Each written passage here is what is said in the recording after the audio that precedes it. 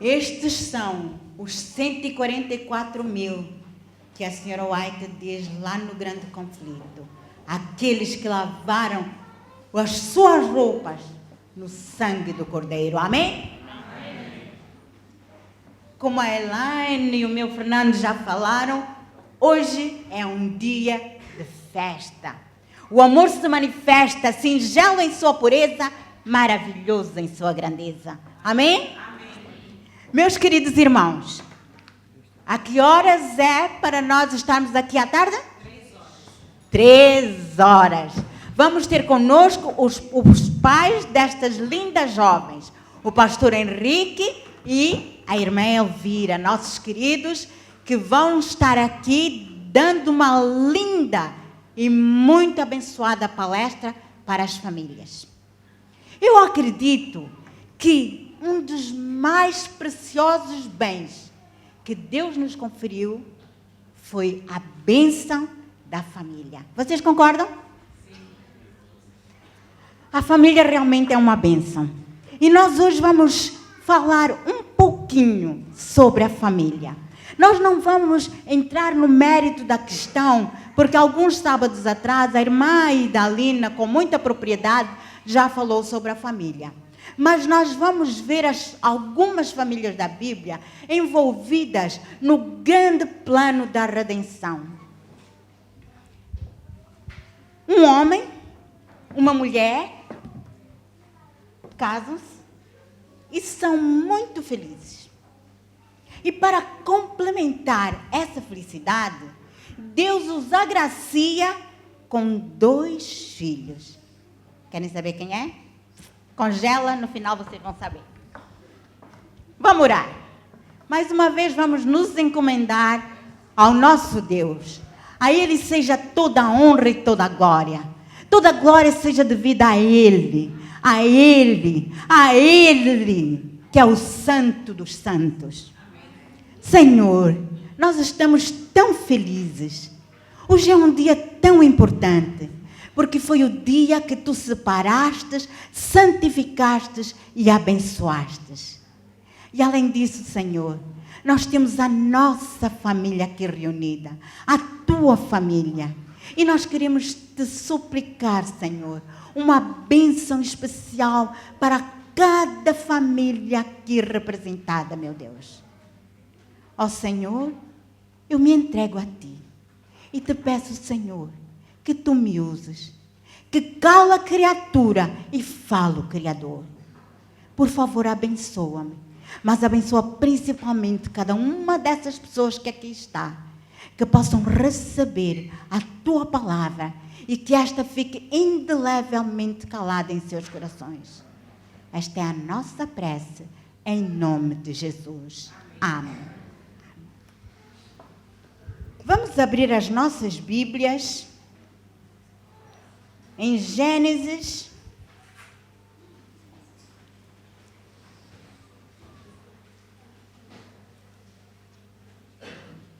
Gênesis 1, o verso 26.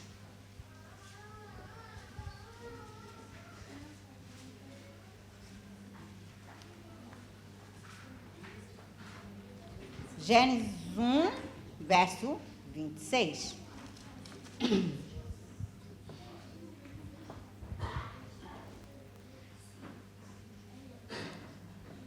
E nesta manhã eu quero continuar o tema que nós estudamos há 3 sábados atrás. Ele vai ser apresentado de uma maneira distinta, mas vem trazendo a mensagem e a promessa que Deus redime através de Jesus aquele que se havia perdido. Nós vamos agora ver o contexto. E 2 pontos importantes nós queremos tirar e ressaltar neste versículo 26. Está falando da criação do homem e declara o seguinte. Acompanhem comigo. Então disse Deus: façamos o homem à nossa imagem, conforme a nossa semelhança. Agora vem o primeiro conceito. E domine ou reine ele onde? Sobre os peixes do mar, sobre as aves dos céus, sobre os animais domésticos, sobre toda a terra e sobre todos os répteis que se arrastam sobre a terra. Quer dizer, Deus deu ao homem a função de rei e concedeu-lhe o território da terra para governar. Os 2 pontos são, primeiro, que Deus colocou ao homem para governar como rei, e em segundo lugar, deu-lhe um território, o planeta Terra. Mas quando Adão e Eva se deixaram enganar pelo inimigo, se deixaram vencer por Satanás, este planeta lhes foi tirado. E não havia ninguém que pudesse resgatar esse planeta. Não havia ninguém. O único que poderia resgatar esse planeta era Deus. O homem necessitava de um redentor. O homem necessitava que viesse alguém para redimi-lo. Lá em São João diz que todos pecaram e destituídos estão da glória de Deus. Não há justo nem sequer um. Tudo parecia perdido. Tudo parecia perdido para sempre. Mas a Bíblia diz que Deus tinha um plano. Quando Satanás chegou a ser o príncipe deste mundo, quando chegou a ser o representante deste mundo diante das cortes celestiais, quando Satanás ofereceu a Jesus todos os reinos deste mundo, porque Adão os havia entregue, parecia que tudo estava perdido. Mas havia um plano. Deus desceu ao jardim depois que Adão e Eva pecaram, e no jardim Deus falou palavras muito fortes para Satanás. E agora eu vou ler de novo o verso que a Gessilda leu. Gênesis 3,15. Acompanhem, por favor, neste verso. Este verso é um dos meus versos favoritos da Bíblia. Ele me fascina, porque ele encerra lições maravilhosas.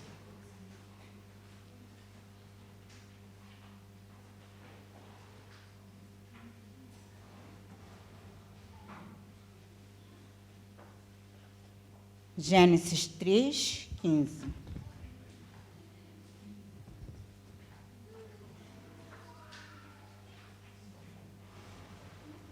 E porém inimizade entre ti e a mulher, entre a tua semente, entre a tua descendência e o seu descendente. Este te ferirá a cabeça e tu lhe ferirás o calcanhar. Meus irmãos, ao Deus dizer para Satanás que lhe ia ser ferida, que ele ia ferir a semente, que ele ia ferir a sua descendência, ele estava se referindo não somente a Jesus, mas a cada um de nós. Ele iria causar muita dor a Jesus. E nós podemos ver a agonia do Getsemane, nós podemos ver a agonia da via dolorosa, nós podemos ver a agonia e a dor do Calvário. Mas nós podemos perceber as coisas que Jesus conquistou para nós lá no Monte do Calvário. Mas Deus prometeu que Jesus iria fazer o quê? Esmagar a cabeça da serpente. Esta é uma profecia escatológica. Ela vai de Gênesis e tem o seu cumprimento final em Apocalipse. Adão e Eva estão no jardim. Temem a morte. Disse Deus que se comessem do fruto da árvore da vida, o que aconteceria? Iriam morrer. Eles estão tremendo. E agora Deus desce ao jardim e dirige as palavras que nós acabamos de ler a Satanás. E Deus está dizendo essas palavras a Satanás na presença de Adão e Eva. Satanás, tu tiraste ao homem o domínio e o planeta. Mas eu quero dizer-te que eu vou mandar ao planeta Terra uma semente nascida de mulher. E essa semente vai guerrear contigo para a morte. E neste processo, tu vais-lhe ferir o calcanhar, que quer dizer, tu vais-lhe causar dor, como acabamos de falar, mas vai-te sair muito caro, porque o resultado desta dor é que ele te esmagará o calcanhar, a cabeça. E quando Satanás escutou estas palavras, tremeu. Porque ele sabia que o seu poder neste mundo estava prejudicado. Ele sabia que o seu poder neste mundo seria interrompido. Havia conseguido vencer Adão e Eva, mas seu domínio sobre esta terra não seria perpétuo. Porque Deus ia mandar uma semente ao planeta Terra que lhe esmagaria a cabeça. E Satanás tremeu e pensou para si mesmo: eu não posso permitir que essa semente venha ao mundo. Eu não posso permitir que essa semente venha a este planeta. E desse momento em diante, Satanás se propôs impedir que essa semente viesse. E é nessa luz, nessa perspectiva, que devemos entender todo o Antigo Testamento. No Antigo Testamento, Deus fazendo com que se cumpra Gênesis 13:15. Deus moldando os eventos terrestres para que a semente possa vir e esmagar a cabeça de Satanás. E este tentando impedir que essa semente frutifique. E eu posso dar-lhes muitos exemplos. Vários exemplos de histórias do Antigo Testamento que lemos facilmente como histórias, mas não as lemos à luz de Gênesis 3:15. Por isso não as entendemos corretamente. Eu acredito que todos vocês viram a história de Ruth nos sábados passados de uma perspectiva diferente.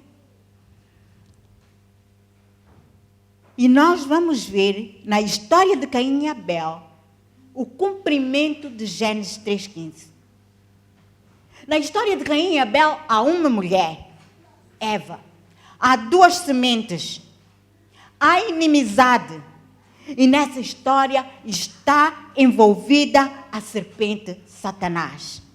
Que em João 3:12 diz: não sendo como Caim, que era do maligno e que matou o seu irmão. Caim matou Abel porque era do maligno, segundo a Bíblia. A serpente está envolvida atrás do cenário. Porque vocês acham que Satanás queria matar, incitou Caim para matar Abel? Para que pudesse acabar com a semente. Ele achou que Abel, porque ele conhecia Caim, e ele achou que Abel poderia ser a semente. Quando Eva ficou grávida de Caim, ela também achou que iria dar à luz ao Messias.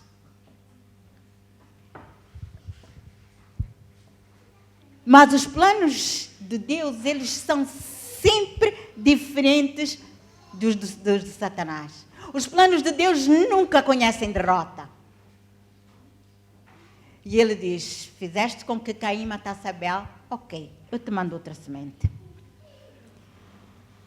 Tornou Adão a conhecer a sua mulher, e ela teve um filho, a quem pôs o nome de Sete. Está em Gênesis 4:25.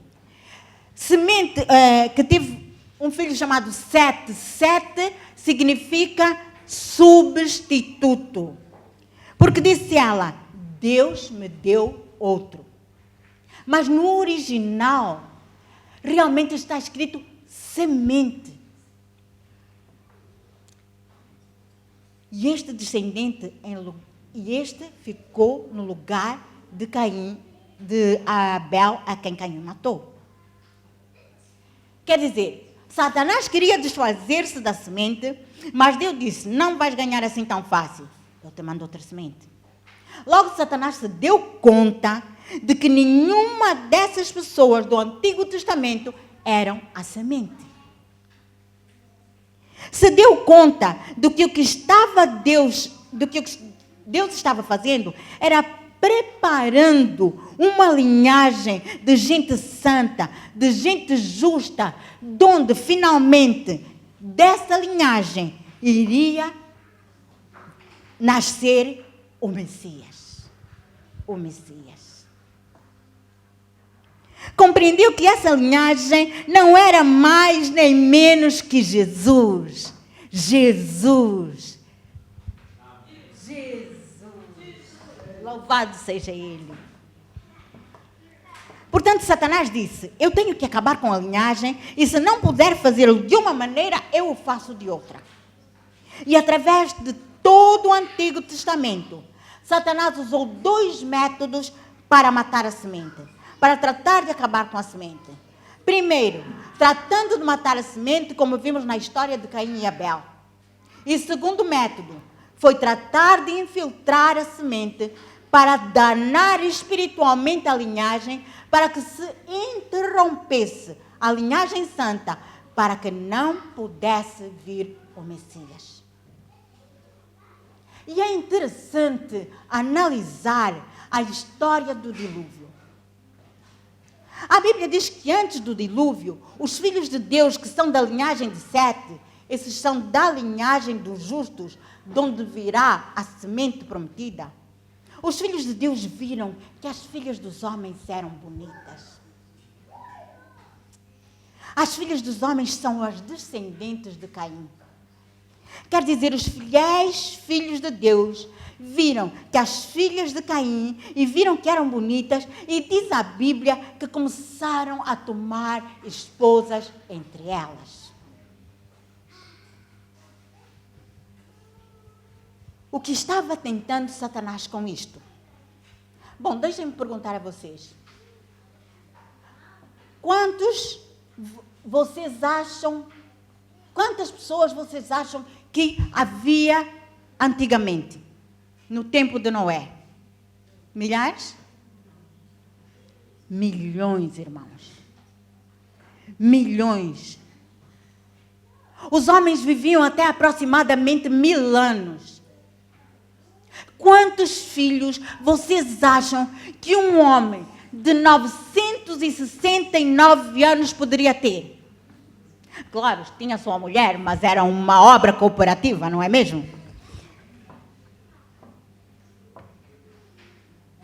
Antes da criação, entre a criação e o dilúvio, passaram-se 1656 anos. Não havia escassez de recursos naturais. Não havia esterilidade. E os seres humanos, eles viviam até quase 1000 anos. Ellen G. White, no livro Eventos Finais, nos diz que para cada 20 pessoas, somente uma se salva. Meus irmãos, no tempo do dilúvio havia uma multidão incontável. Mas o que me aterroriza é que apenas 8 foram salvos. Isto não faz você pensar? Isto não faz você se encher de um temor santo com relação à sua vida espiritual?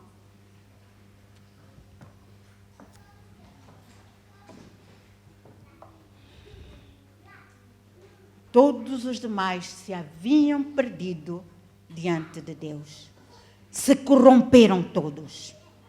O propósito de Satanás era corromper toda a raça humana para que não houvesse um só personagem da linhagem santa que através da qual viria o Messias. E quase teve êxito. Meu irmão querido, amado do coração de Jesus, Não permita que isso aconteça na sua vida.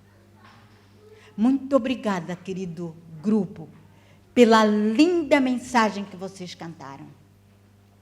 Quem dera nós pudéssemos, cada um de nós, viver de tal maneira que pudéssemos pertencer aos 144 mil. Por isso que o diabo, tratando de destruir a semente e tratando de corromper a semente, estava tentando impedir que viesse a semente que lhe esmagaria a cabeça. Histórias do Antigo Testamento, montões de histórias que se devem entender por esta perspectiva. Por exemplo, uma vez Davi está sentado à mesa com o rei Saul e de repente ele é tomado por um espírito demoníaco e pega numa seta e a lança para cravar Davi na parede. E isso não aconteceu só uma vez. Vocês acham que ele fez isso por ciúme? Porque estava com medo de perder o trono? Isso era o inimigo querendo impedir que de Davi viesse a semente.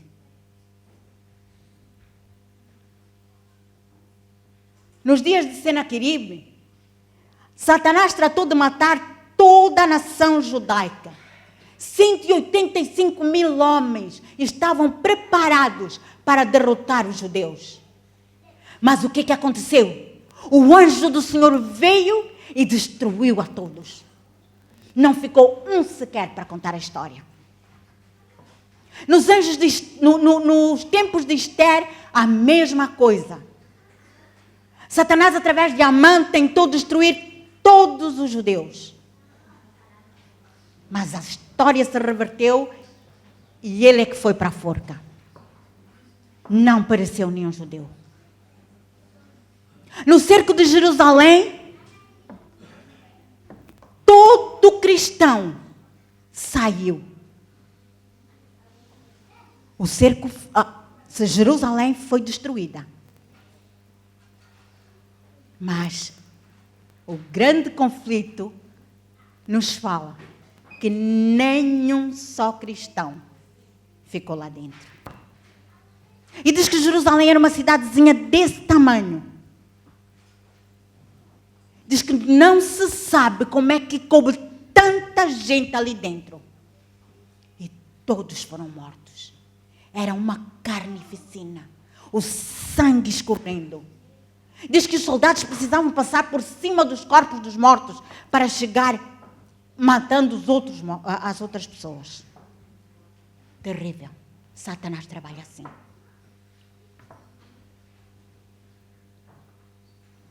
E é desta perspectiva que devemos entender todo o Antigo Testamento, o grande conflito entre Cristo e Satanás. Os eventos que se realizam são somente um reflexo, uma sombra de eventos que estão se realizando no mundo invisível. Para vir ao mundo e Satanás, Cristo trabalhando para vir ao mundo. E Satanás trabalhando para impedir que ele viesse. E como disse antes, eu gosto de comparar a história de Jesus e Satanás, este grande conflito, como um jogo de xadrez. De um lado está Jesus sentado à mesa. Do outro lado está Satanás. E Jesus lhe diz, joga. E Satanás joga. E Jesus lhe diz, muito bem, julgaste, agora é a minha vez. E quando Jesus joga, Satanás diz, se eu adivinhasse que ele ia jogar assim. Porque Satanás joga adivinhando o que Jesus vai fazer. Mas Jesus joga com a certeza daquilo que está a fazer. Não tem como perder. Aleluia, irmão. Jesus não perde nunca.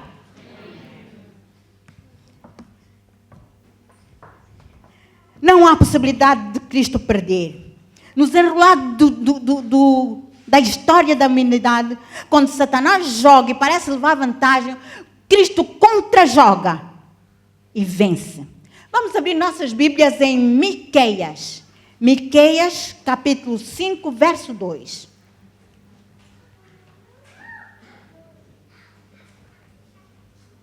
Gecilda, por favor, lê para mim o que está escrito em Miqueias, capítulo 5, verso 2.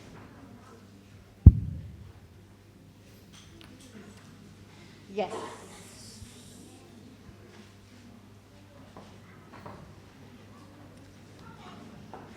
Todos já abriram Miqueias? Jonas, Miqueias, Abacuque? Vamos lá.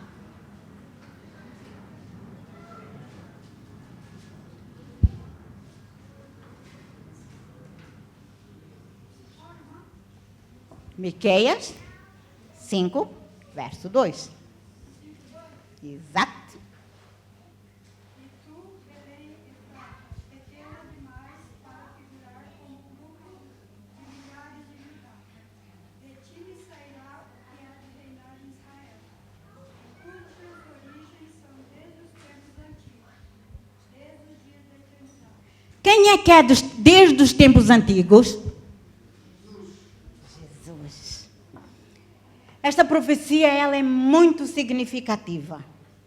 É dentro desta perspectiva que nós necessitamos entender o livro de Ruth que estudamos há 3 sábados atrás. E que foi o início da nossa pregação. Podem descongelar. Lembram que vocês congelaram alguma coisa no início? Ok. Este livro deve ser conectado com Apocalipse 4 e 5. Assim sendo, nós vamos fazer os comentários dedicados ao livro de Ruth, sempre e quando recordando que o livro de Ruth revela, de alguma maneira, o grande conflito entre Cristo e Satanás. Este tratando de impedir que possa vir o Messias e Cristo trabalhando para redimir o que se havia perdido. A história começa num povo que se chama Belém Efrata, lugar onde nasceu o rei Davi e Jesus, nosso Senhor. Ali morava Noemi, que quer dizer feliz, e seu esposo Elimeleque, que significa meu Deus é rei. A Bíblia dá a impressão que eles tinham um casamento muito feliz. E o Senhor abençoou este casamento com 2 filhos, Mahlon e Quilion. Era uma família perfeita e feliz, mas logo veio a calamidade. Uma seca fulminante caiu naquela região de Belém Efrata e como resultado dessa seca, Elimeleque tem que vender a sua herança e ir para Moab.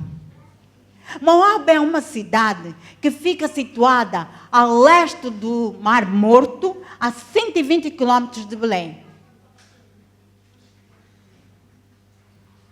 Essa cidade, ela se originou depois que uma das filhas de Ló teve relações sexuais com seu pai e deu ao fruto desse relacionamento um filho, o nome de Moab. Os moabitas foram amaldiçoados até a 4ª geração. Uma terra iníqua, amaldiçoada por Deus.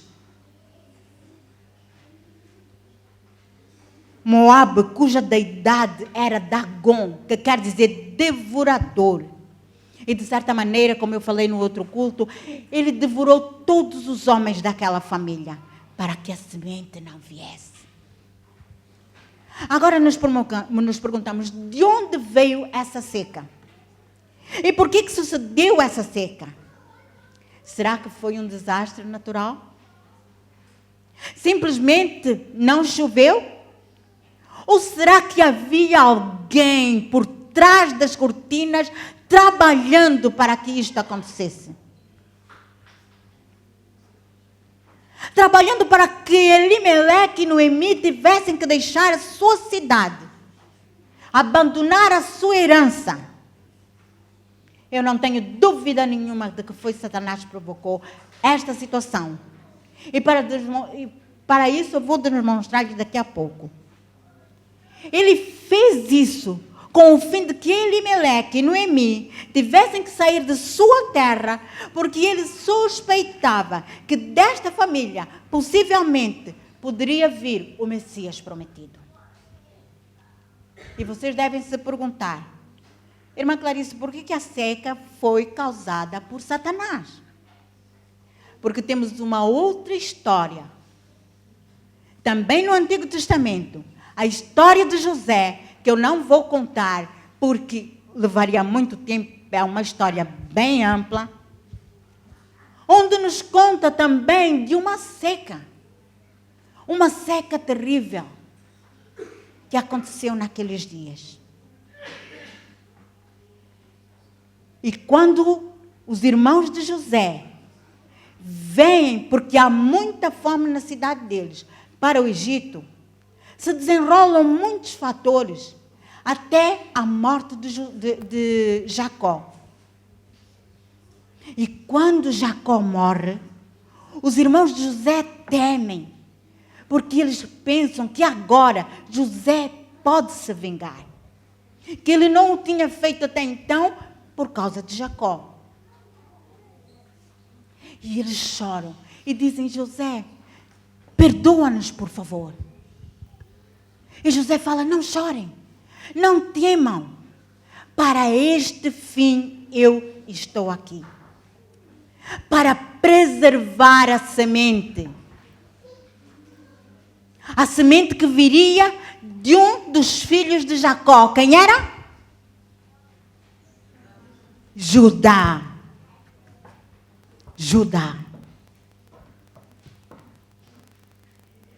Esse era um plano do inimigo.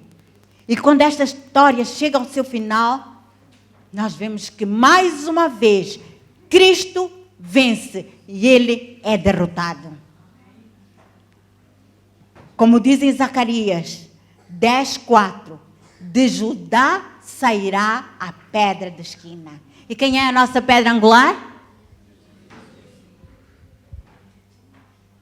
Devemos entender esta história e analisá-la num âmago com dois lados. Primeiro, o lado familiar, pois é sobre a família que nós estamos pregando. Então nós vimos o primeiro personagem, Elimeleque. Elimeleque representava o esposo, o sacerdote da família, o provedor. Aí vem Noemi, a esposa, a mãe e a sogra. Como dissemos anteriormente, os psicólogos falam que o relacionamento mais conflituoso que existe é o de sogra e nora. Mas, pasmem, meus irmãos, por incrível que pareça, não existe ex-sogra. Sogra vai ser sogra sempre, até morrer, ainda que o casal se separe. E nós vimos aqui uma sogra amorosa, uma sogra dedicada, uma sogra que, como Dorcas, se esquece de si mesma para dar felicidade às suas noras. Agora vem Ruth. Ruth é aquela nora que toda sogra gostaria de ter. Dedicada, afetuosa, mas aquela nora que não desiste, que embora tenha perdido o seu esposo, poderia ir para a sua terra, ela permanece firme ao lado da sua sogra para ampará-la na sua velhice. Essa é Ruth. Orfa era uma nora dedicada também. Ela chorou muito quando Noemi disse que se fosse. Mas ela deixou a sua sogra e voltou para casa. Agora nós vemos Malom e Quilion, 2 filhos que não ouviram nem respeitaram a lei do Senhor e se envolveram com mulheres estrangeiras. Depois temos Boaz. Boaz é o genro que toda sogra gostaria de ter. Homem querido, dedicado, prestativo. Aquele genro 10. E por fim, temos o neto, o filho, aquele amor de pessoa que era Obed. Isto no âmbito familiar. Agora vamos ver no âmbito espiritual. Este livro ele tinha que ver com o plano da redenção. O plano da redenção. O plano da redenção. Que o Senhor havia estabelecido desde antes da queda do mundo, desde antes da queda do homem. Por isso haviam estas leis de redenção. E tudo isto tinha simbolismos com o que Cristo veio fazer por nós. E nós começamos por Boaz. Boaz aqui representa o próprio Jesus, que redime aquelas mulheres que estavam desoladas. Ruth era o símbolo da igreja invisível. Era o símbolo daquelas pessoas que estão lá fora, que não têm nenhum conhecimento do nosso Deus, mas que quando ouvem a palavra, elas são completamente impactadas, de tal forma que elas dizem: aonde tu fores eu irei, aonde morreres eu morrerei. O teu Deus é o meu Deus. Amém? Amém. Oh, glória a Deus. Quem dera todos aqueles que nós trazemos para o seio do Senhor pudessem ter esta firmeza de caráter e sua fé espiritual fosse tão profunda que, a despeito de tudo, de passar fome, porque elas não tinham mais nada, elas pudessem dizer: o meu Deus é o teu Deus. Vimos aqui representada Ruth, que diz, como lá em Gênesis diz: em ti serão benditas todas as nações da terra. Todas. Não só um povo judeu, não só a igreja adventista, mas todas. Todas as nações da terra. E Ruth, uma mulher, embora que moabita, pagã, havia aceitado o verdadeiro cristianismo, o verdadeiro Deus. Orfa representa aqueles que ouvem a palavra, vêm para a igreja, aceitam a mensagem, mas quando vêm as calamidades, quando vem a tormenta, bye bye igreja adventista, eu volto para os meus deuses. Malom e Quilion, como nós já vimos, 2 membros de igreja não comprometidos. Logo, e por último não, antes de Noemi, depois de Noemi ainda temos Obed. Mas agora temos Noemi. Ela é o símbolo do povo de Deus, o povo de Israel, mas não todo o povo. Ela é o remanescente. Ela não é a Laodiceia. Ela é o remanescente. Aquele que vai estar com Jesus. Os remidos. Aqueles que neste mundo vivem não para si, mas para fazer a felicidade de outros, assim como ela fez com Ruth. Ela fez toda uma trama. Vocês ouviram o sermão passado. Para que Ruth pudesse ter uma vida diferente, uma vida feliz. E por último, então, temos Obed. Obed, que é o símbolo de todos os habitantes deste mundo como servos de Deus. Todos somos servos do Deus vivo, mas muitos não sabem disso. Porém, no céu há lugar para cada um de nós. A única coisa que necessitamos é tomar posse dessa salvação. É nos entregarmos completamente nas mãos de Jesus, nas mãos de Deus. e podermos ouvir a voz suave, bendita, dizendo: este é o meu filho amado, esta é a minha filha amada, em quem me comprasse. Meus amados, como eu disse no sermão anterior, já ouvimos os passos de um Deus que se aproxima.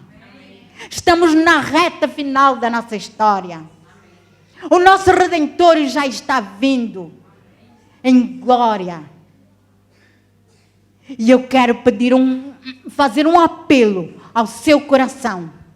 Se você ainda não aceitou este Redentor, que deu o seu sangue precioso na cruz para salvá-lo, por favor, faça-o agora.